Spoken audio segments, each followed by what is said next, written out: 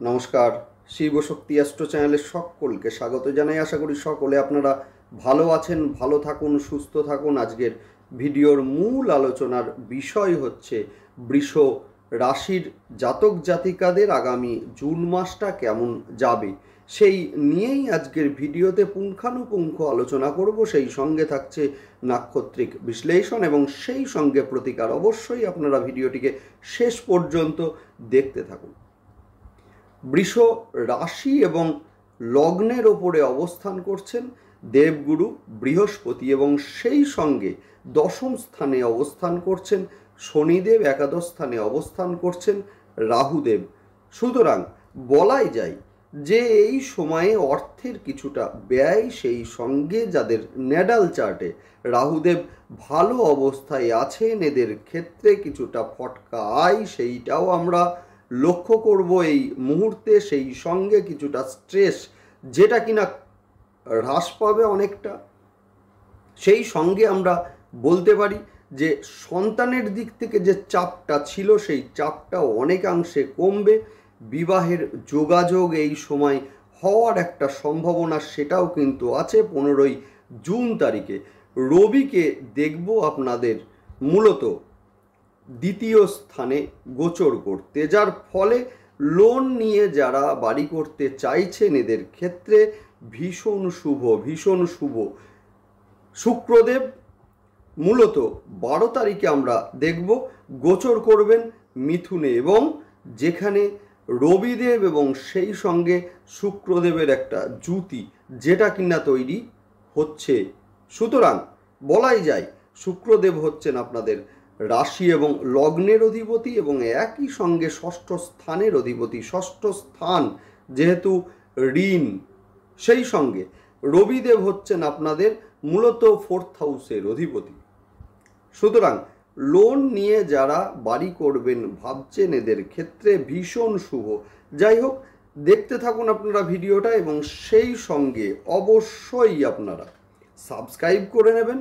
দেখুন, গ্রহের গোচর সেটা স্বল্প সময়ের জন্যই হোক বা দীর্ঘ সময়ের জন্যই হোক, গ্রহের গোচরের যে ইম্প্যাক্ট সেটা কিন্তু আমাদের জীবনে ভীষণভাবে পড়ে।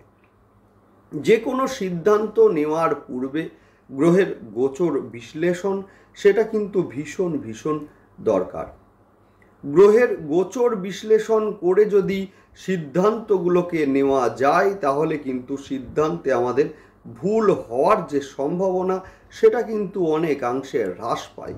সুতরাং অবশ্যই আপনারা চ্যানেলটিকে সাবস্ক্রাইব করে নেবেন যাতে প্রতিটা গোচরের সঙ্গে সঙ্গে আমার ভিডিওগুলি আপনাদের কাছে সহজে পৌঁছে যায়।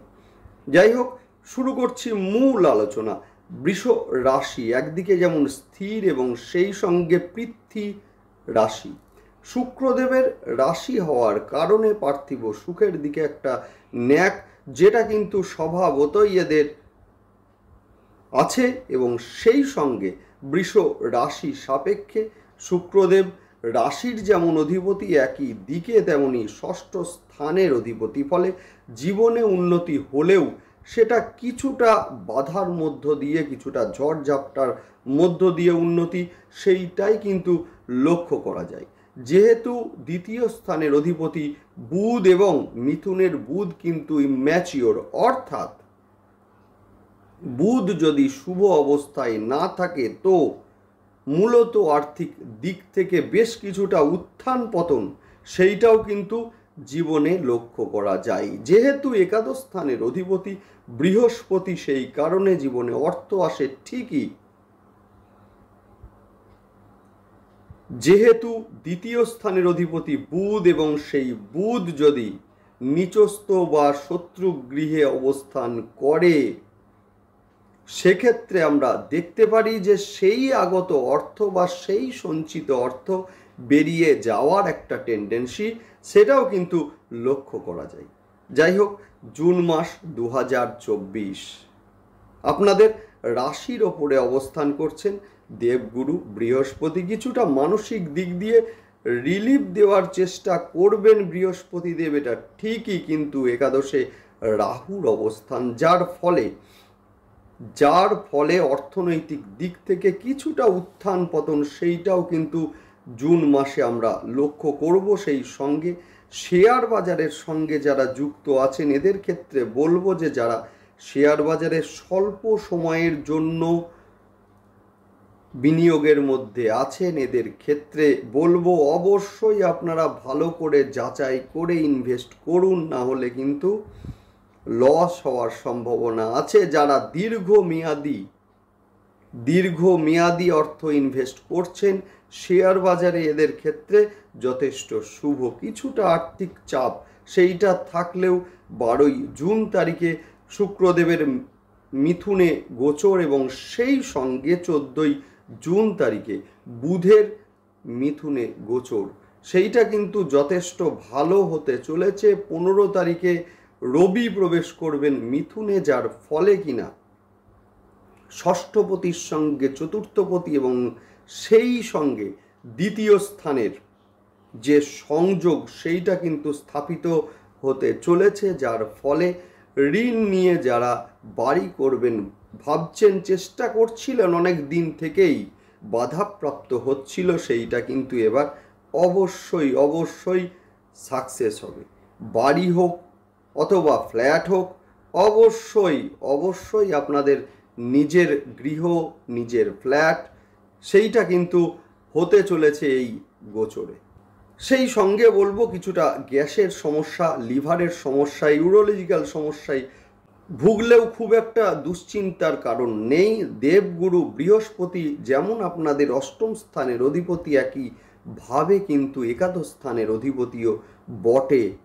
সেই সঙ্গে অবশ্যই আমাদের বলতে হবে একাদশ স্থান হচ্ছে আমাদের নিরাময়ের স্থান, অর্থাৎ কিনা সহজে রোগ ধরাও পড়বে এবং নিরাময়ও হবে। শিক্ষার্থীদের ক্ষেত্রে সময়টা যথেষ্ট শুভ। শিক্ষার্থীদের যে শিক্ষায় বাধা আসছিল বা সেই সঙ্গে আত্মবিশ্বাসের কিছুটা ঘাটতি হচ্ছিল, এবার কিন্তু সেগুলোকে কাটতে দেখব আমরা।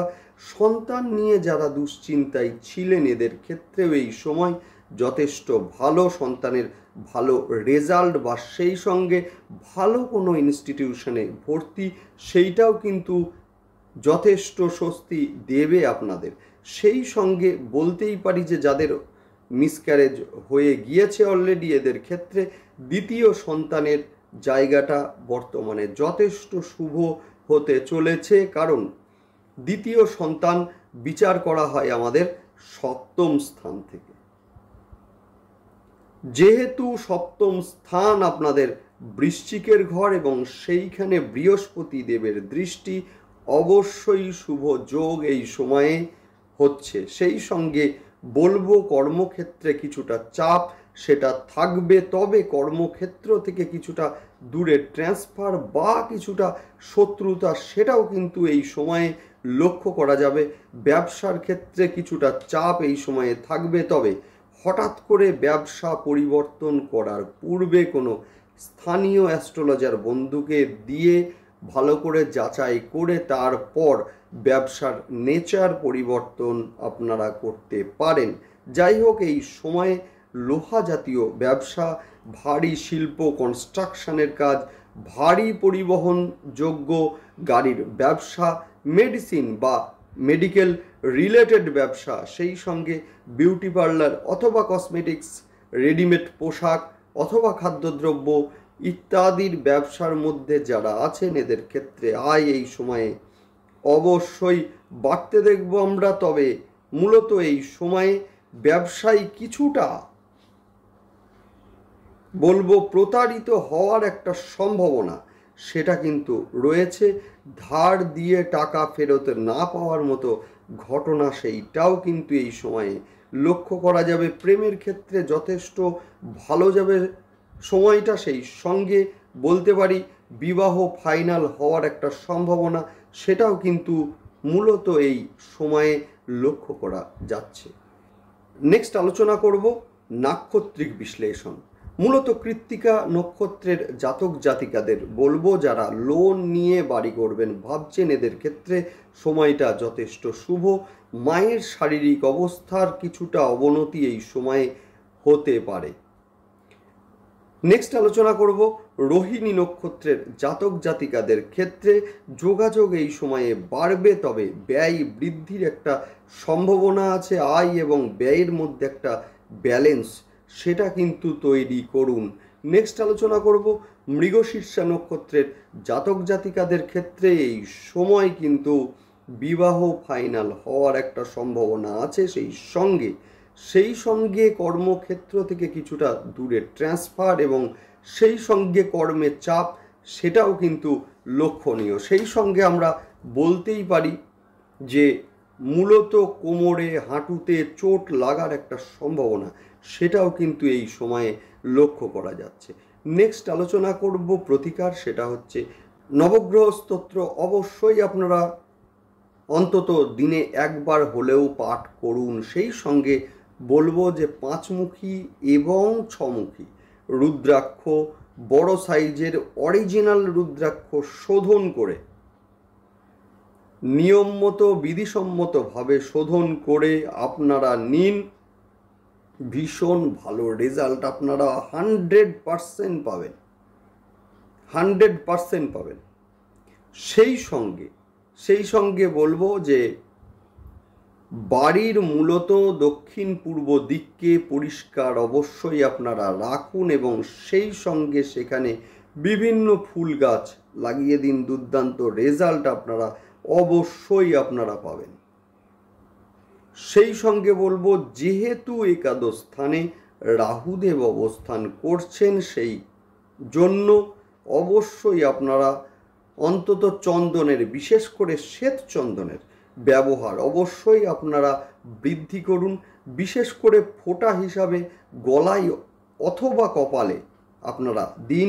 দুর্দান্ত রেজাল্ট অবশ্যই আপনারা পাবেন। সেই সঙ্গে বলতে পারি যে বাড়িতে পুজোর সময় বা সন্ধ্যের সময় মূলত চন্দনের গন্ধযুক্ত ধূপকাঠি ব্যবহার করুন, ভীষণ ভালো রেজাল্ট আপনারা পাবেন। যাই হোক, সেই সঙ্গে আলোচনা করব যে মূলত এই সময়ে যাদের শনিদেবের এবং বৃহস্পতিদেবের দশা চলছে অথবা অন্তর্দশা, মূলত এদের ক্ষেত্রে দুর্দান্ত সময়। এই সময়টা রাহু এবং সেই সঙ্গে কেতুর দশা বা অন্তর্দশা যাদের চলছে, মূলত এই সময়টা ফাইন্যান্সিয়াল দিক থেকে একটু সাবধানে থাকুন। যাই হোক, ভালো থাকুন, দেখতে থাকুন। অবশ্যই আপনারা চ্যানেলটিকে সাবস্ক্রাইব করে নেবেন। ভালো থাকুন, নমস্কার।